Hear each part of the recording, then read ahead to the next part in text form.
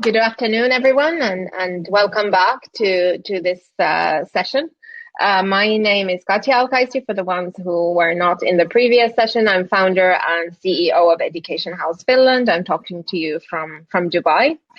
I'm very happy to have our guest, Stephen Cox, with me this afternoon, and I would let Stephen introduce himself, introduce New Nordic School and what you do.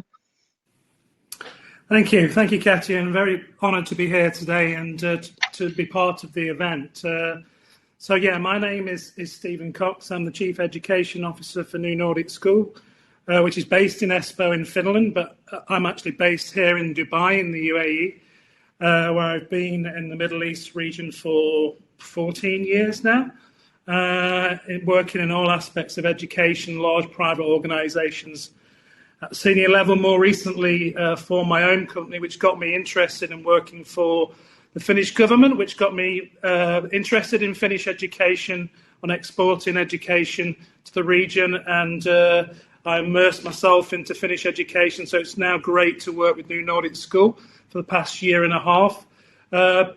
Most current education systems are based on sort of principles of mass production, and they're standardised, they're prescribed, teacher-controlled. Therefore, at New Nordic School, we very much believe that there's a new approach needed. And I think from listening to today's panelists, and what's happened over the last year with the pandemic, that's being borne out. So to address the problems of outdated, high cost, poor quality location-bound education, we are providing a transformative, future-ready, complete education system. So we've developed a curriculum, we've developed a pedagogy that supports that for 3 to 18 years globally. And so my role really is to provide overall leadership for the education mission, vision, startup for New Nordic Schools internationally. Plus, obviously, as a startup company, we get involved in other aspects of the company as well. So that's me in a nutshell. Thank you, Stephen, for that and for the background. So today we've talked a lot about the Finnish education system, about the excellence of the Finnish education system and all that. But sometimes, I've been personally working with trying to implement Finnish solutions into the region, exporting them. And a lot of the times you do face that there's a challenge there as well, because like, how does that context work and all that? So I'd like us to talk a little bit about that topic in the beginning. So like you obviously have a background in education and I wouldn't say very different. I don't actually think the British system is very different on paper than the Finnish system, but still, like, you've been in the region, leadership positions in the schools in the region, from a different curriculum background, but now you're working with the Finnish education in a local context. So how do you see, like, how do you bring those aspects to help in transformation at schools in the region, and what are the challenges there? Yeah, and although I am obviously British, and I've worked in British national curriculum, I've also had the privilege of working across about 7 different curriculums. So, and the curriculum, is just a framework or a set of standards. Ultimately, it's how the curriculum is delivered that's the most important aspect of it. But where the focus of the curriculum lies. So whether it's through my role at New Nordic School, working in Finnish education, or previous leadership roles, in my opinion, there's kind of been a common focus and ingredient required to transform education locally, and that's ultimately about focusing on developing people. Transformation is about developing people and building the right conditions and a trusting environment for them to contribute to an overall sort of compelling vision that a leader will set. So there needs to be this relentless drive on focus and on developing people. Now we know in Finland there's a great emphasis placed on trust, right the way from the top down, from government to schools to leaders to teachers, and this level of autonomy is key. So at a society level, that's quite well, it's impossible to export. However, trust, as far as I'm aware, isn't curriculum specific. It's largely intrinsic for people. So you have to develop that trust within a school or an organisation that you work in. And I know we're going to talk a little bit more about trust later, but that for me is one of the key areas in order to transform education at a local level, wherever that may be, but either in the Gulf or globally.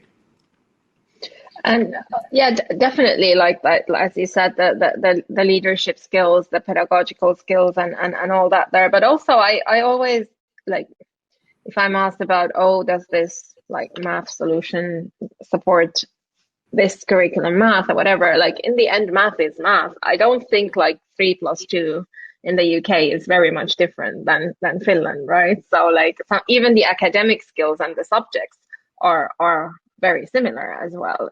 I guess it's just how you teach them.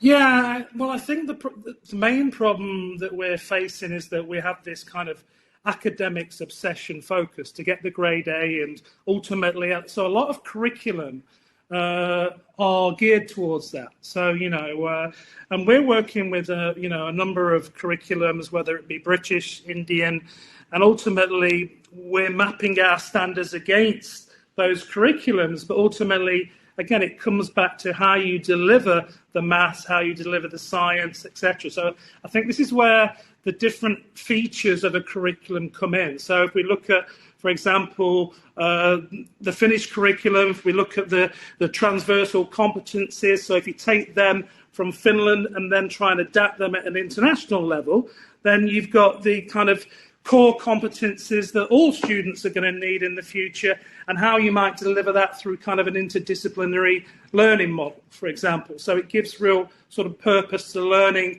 and how you teach that. So I think that it's around the pedagogical delivery of the actual subject content, but ultimately I think that as well there are things that you cannot export. So if you were to look at the challenges, for example, of transferring Finnish education in the Gulf. So if you look at schools and teachers in Finland, it's sort of free education.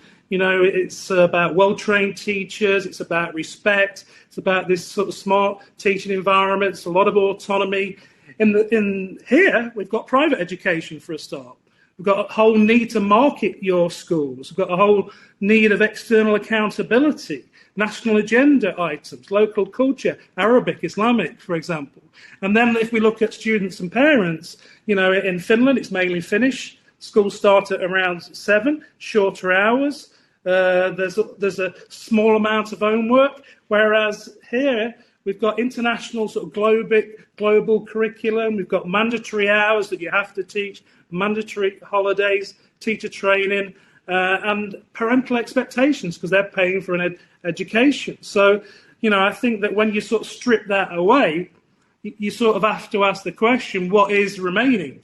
What is remaining from Finland? And ultimately, for us at New Nordic School, we focus on those areas such as creating a vision, an ethos of Finnish school leadership, particularly pedagogical leadership in a school. We focus on the Finnish design and the learning environment in the school. We focus on the teacher training and the change management that really develops those skills in teachers. We focus on technology and learning. Finland is the home of innovative technology solutions. So how can they be exported? We focus on early years, learning through play.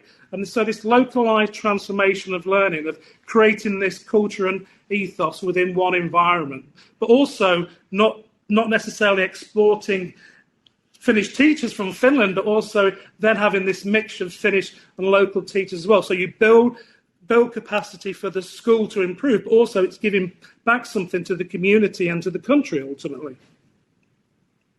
No, that sounds like really interesting and so informative, because exactly like it's and we talked in the previous session as well about resilience, about the importance of soft skills and competencies and all that has really shown itself in the past year, for example. So that's universal, and if you have those kind of skills anywhere in the world, it helps you. well, what do you see, like, because New Nordic School has been working and has success stories like globally. So what could be the drivers that actually could work in this region, for example, from the Finnish education? You mentioned a few points there. You mentioned the transversal competences and all that, but what could work in the Gulf? So yeah, obviously we've given a lot of thought to this at New Nordic School, and as I said, this isn't unique to New Nordic School. This is what we need in education right now. We're at a crossroads, in my opinion, in education. And Michael Fullan's report recently, 10 years on, listed all the wrong drivers in education that we're now focusing on. This academics obsession, which really supposedly sets and equates sort of grades to improve learning outcomes, yet actually leaves most students out of the game when it comes to well-being and learning. So this real importance of focusing on a new primary driver. So again, Finland's education system has focused on these primary drivers for some time, and we heard them earlier from Olli-Pekka: equal opportunities, learning through play, personalised learning, minimal homework or purposeful homework, supportive technology, lifelong learning. So that's not unique in a sense to Finnish education. So in some ways with the Finnish education system, you're coming with a running start, so you're not having to try and fix things. And I always say that there's some amazing educators that have worked in the region, but they've almost had to sort of deconstruct something that's not quite right and then put something back out there that's fantastic, and wouldn't it be great to actually come with a running start with a curriculum and everything sort of ready made and ready to go, and then put your own personal stamp on that. So at New Nordic School, we kind of emphasize elements related to being future ready. So these future ready skills and preparing students for an unknown future, being able to learn, unlearn, relearn. We focus on sort of mindful well-being, which you've been talking about, I know, in previous panels. We focus on purposeful learning. So we wrap our curriculum around the sustainability development goals so that students actually choose something that they want to solve and learn how to learn doing that. So this personalization, so this interdisciplinary learning as well, because ultimately, when you go into the world of work, you don't actually learn in isolation. So you need to collaborate and work with others. And again, this focus on competency. So the education for life skills. Yeah, I mean, thanks for that, Stephen. And I like the idea. Yeah, we have a poll there. I'm just seeing if it's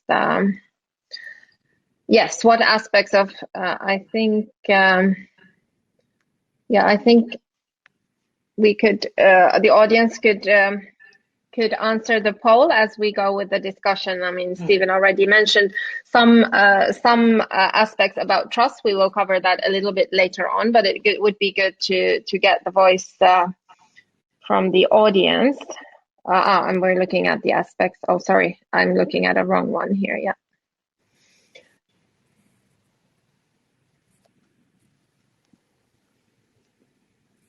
Yeah, interesting. What do you think? Looking at the answers, Stephen. So yeah, I mean, learning environment is an obvious one. In terms of embracing some of the aspects, particularly obviously at kindergarten and learning through play. Interestingly, learning environment now it takes on a whole new meaning when we're looking at, for example, in the future, whether we might look to offer more remote learning through hybrid models of schools, and how that might look like in the future.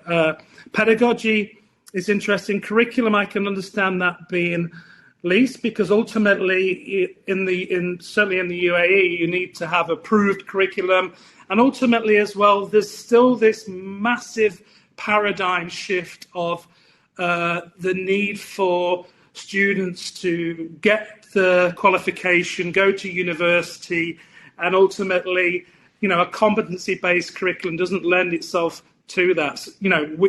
Through our curriculum, for example, we hope that one day we might replace examinations. But that's kind of a leap too far at the moment. Yeah, and you kind of understand also like the worry of parents for their kids to have an academic degree and all that, because like perhaps that's also a societal thing. Like in Finland, you have the freedom to choose and to change paths and all that, but many parts of the world you kind of need to make those decisions early on, at least previously. But again, I go back to the point that the last year has proven that those competencies in the end are the thing that is the most important Well, aspect. absolutely, and also, I mean, examinations have been cancelled, haven't they? You know, Yeah.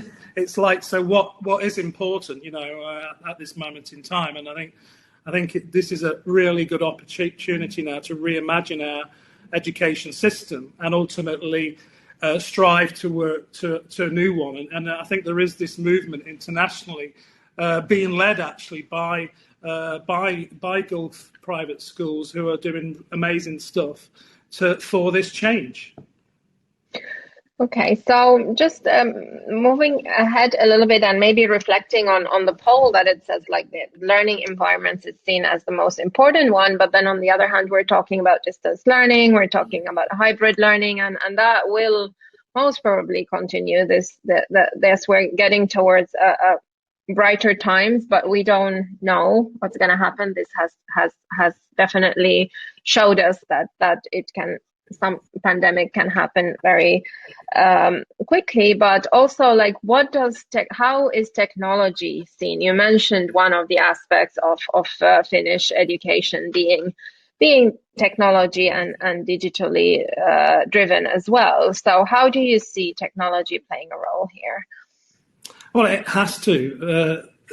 Simple as that. But you know, it's what role it's going to play, and it's going to be a case of what drives what, in a sense of, you know, on top of this kind of academic obsession, and we've got this fragmented system at the moment. I think with this technology learning gap, you know, if we look at the metaphor of the school being like the 18th century stagecoach, and we look at our technology as being like a jet engine. You know, we're trying to attach the jet engine to the stagecoach, and if we put it on full power, stagecoach is going to fall apart. So we're dumbing down sort of the power. So how do we bridge this divide? And I think that, you know, before the pandemic, online learning agenda was there, but now everyone's saying, is it 100% online? Do we think technology can replace human interaction through AI, or is it a mixture of both? Is it blended? Is it hybrid? And so we've got these endless sort of ed tech solutions and AI solutions out there, and everyone is, I guess, trying to provide the silver bullet. And it actually feels quite overwhelming, I think, for a lot of schools at the moment. But ultimately, you know, I think that it's about looking at beginning with the end in mind. It's about beginning with the pedagogy of what you want to achieve in your school, whether that be interdisciplinary learning or what have you, and then fitting the technology into that. So again, at New Nordic School, we're very clear that we wouldn't want to go down the route of 100% online school, since the physical interaction and communication and is very important, but the hybrid school model is certainly where we need to head, because ultimately there is going to be this relationship between technology, teacher and student, where actually the technology with machine learning AI is going to be able to take care of routine aspects of teaching, but then there's a new role for teacher to become more of an activator of learning in the classroom or school environment, and develop those critical thinking skills and activating those skills in young people. So there's going to be this sort of three-way partnership. Yes, and I mean, how do we use technology in our lives? Like, we don't use it just for the sake of technology. I think 100% we use it for something. So how didn't we assume, like, why wouldn't you assume like it's the same in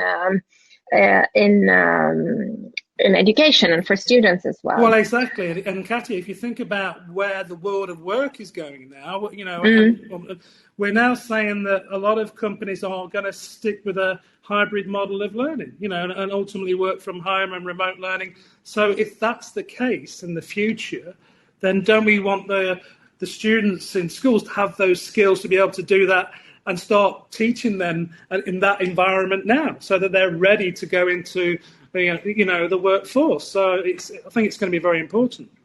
Yeah, like the businesses and the companies and the workforce that was the most resilient in the previous year, and I don't only mean mental resilience, but I mean like the ability to modify, to go online, to do things, and to innovate with new things are the one that lasted. And I was actually looking at just skimming through for a degree I'm doing. So I went back to the 21st century learning framework, and I was like, I immediately sent it to the team at work. I was like, okay, so this is actually a very good framework for our company. Like, it's not only something you study at schools, it's what you need almost every day working in a modern company. We have one poll, another poll before we go to the next topic. If we could reflect a little bit on this poll just for the audience, if you would kindly give us your insights here. Yeah, interesting. I mean, I think that it's pleasing to see it actually changed as I looked last time. Purposeful was it's like I mean, personalized is there, but do you know what, Katia? And we were having a meeting this morning about that. Everybody is saying the word personalized. It's really quite, it's a bit kind of Tourette's in a sense of what does it actually mean, And I really quite like the purposeful aspect of a curriculum, because actually I think that it's more than just for young people. I think it's for anybody. If you can find a purpose in life, you're going to be a lot happier. Your well-being is going to be a lot happier. So if we can find purpose in learning for young people, I think there's more likely they're going to want to do it.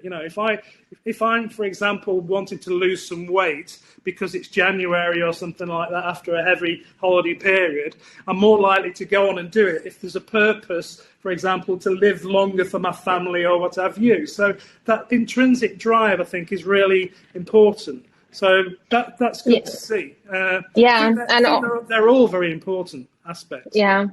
And also, like, personalized is important, but again, is it more important than learning collaboration skills, for example, than working in a group? Like, what is if you have to prioritize, like when do students need to have that social interaction and all that? Like, how much soft skills does the personalized teach you? So I think it needs to be a balance of that, but yeah, very interesting poll, and the polls are there for the whole session. So, and you can change your mind as well, but your vote will go to the other one if you think so. Okay, so you touched a little bit in the beginning about leadership, about trust, and all that. So how does the Finnish way work for building like high performance schools, high performance leadership teams, and how can we like build on that? Yeah, and I think I mentioned this earlier a little bit. Obviously, in Finland, in order to transform education, as I said, there's this large emphasis placed on trust, right?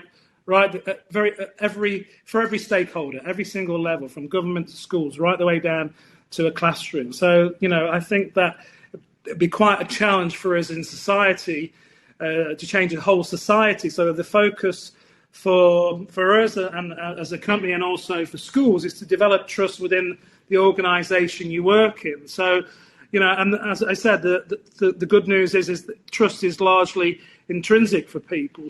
I also think as well that in terms of building high performance teams, that if you'd have asked me how to do that maybe a year ago, I would have probably given you a very different answer now, in terms of being very, very gone are the days of the 5-year strategy with the detailed operational plans when we don't know what the next 6 months is going to hold for us. So I think that I've kind of learnt through my own experience that a good leader will sort of lead by a set of rules, but I think a better leader also knows where to break them and change direction.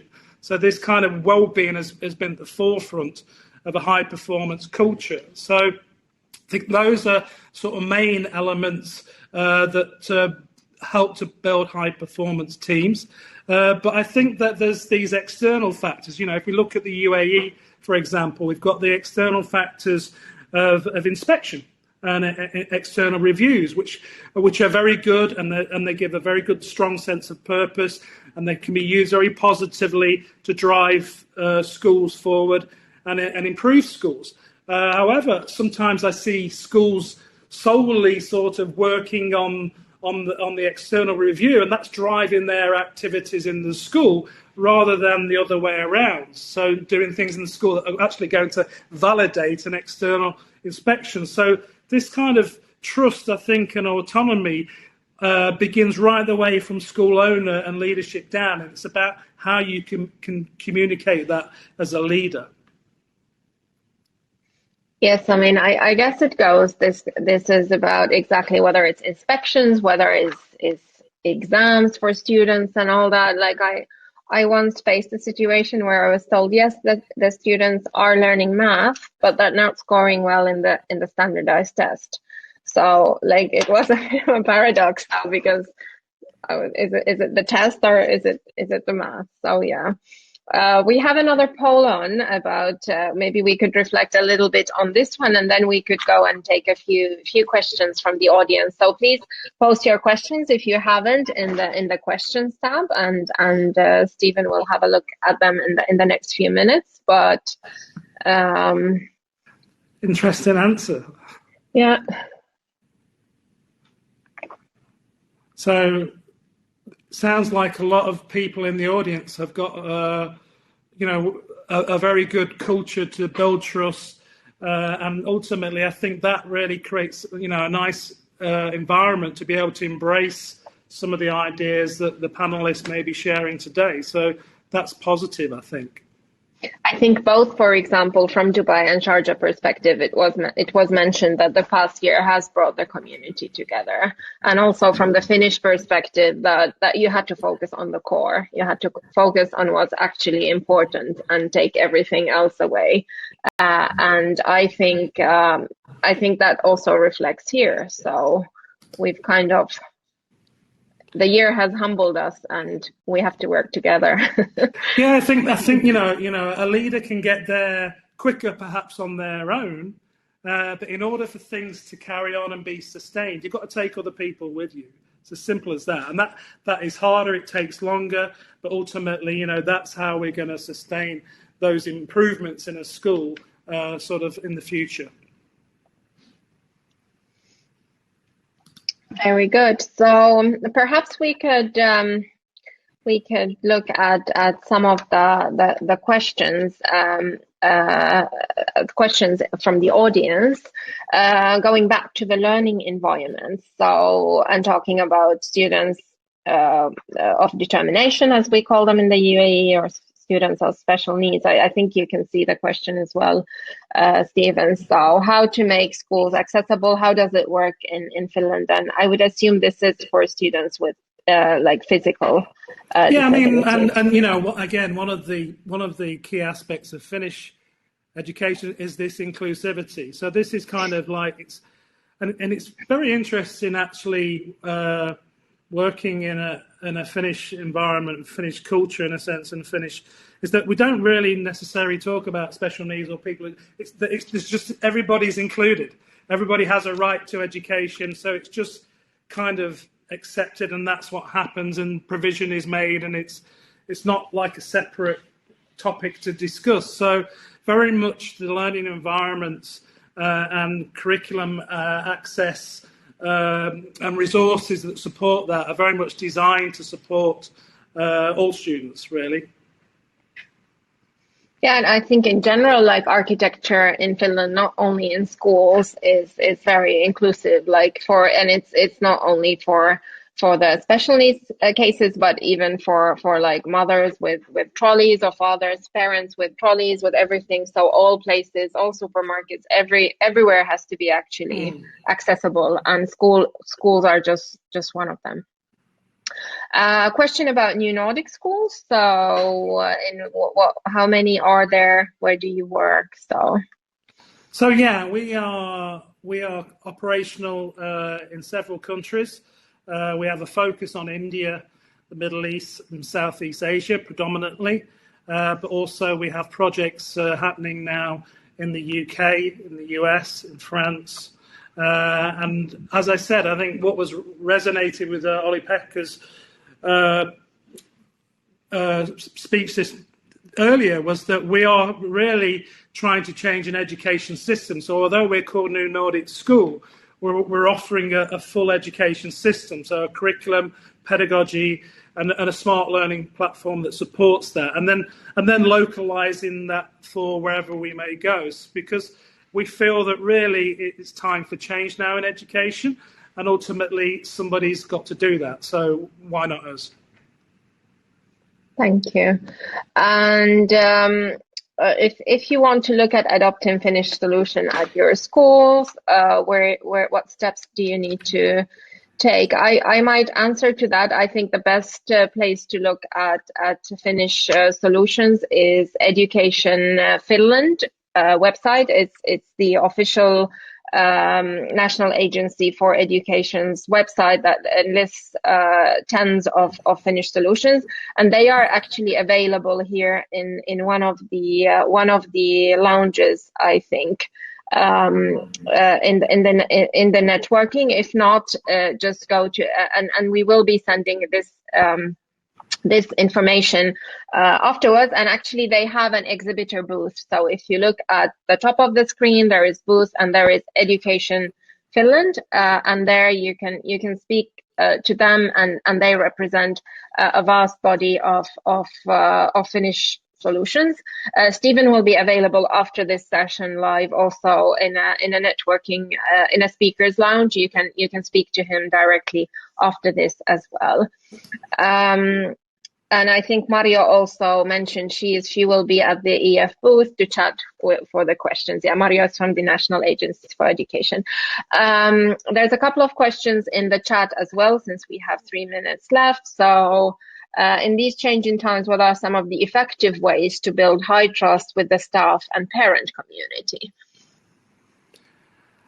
So, I think that in order, trust is like an emotional bank account. It's as simple as that. You have to do more good things more often, and ultimately make those deposits in other people. So, at a very, very basic level, if you're always late to a meeting and you say you're going to be on time, people are going to make a withdrawal of that trust because they know that ultimately you're never on time. So it's about acting out on the things that you say you should be able to do. That's how effective. That's how you can build trust with people, and ultimately, and therefore they will actually learn to sort of understand that when you're saying something that it's going to happen, and there's a building of trust there. So I think that's kind of one way I would suggest that you try and build trust. I think that as well, that you've got to really try and foster the high performance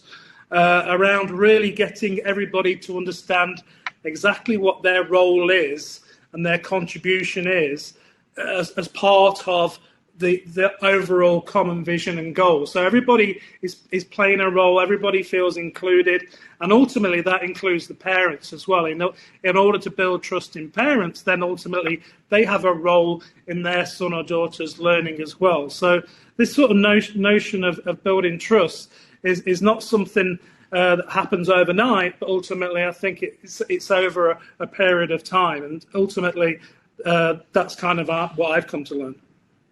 Yeah, and I've actually heard from some educators in the UAE that they've seen more of course they've seen more parent involvement, but even in parent conferences, like when it was the physical parent conferences, there's always the same parents who attend. But in the virtual ones, they've seen so many more parents attending and being involved. So it's also like an interesting thing from the past year. So unfortunately, our time is up, but fortunately, Stephen is available live for the ones who would like to speak to him face to face. So I would like to thank you all. I'll see you in the next sessions if you are there. Stephen, please stay here for a bit, and we'll guide you towards your networking room. And thank you for everyone in the audience. Thank you for your time. Thank you, Katia. Thank you.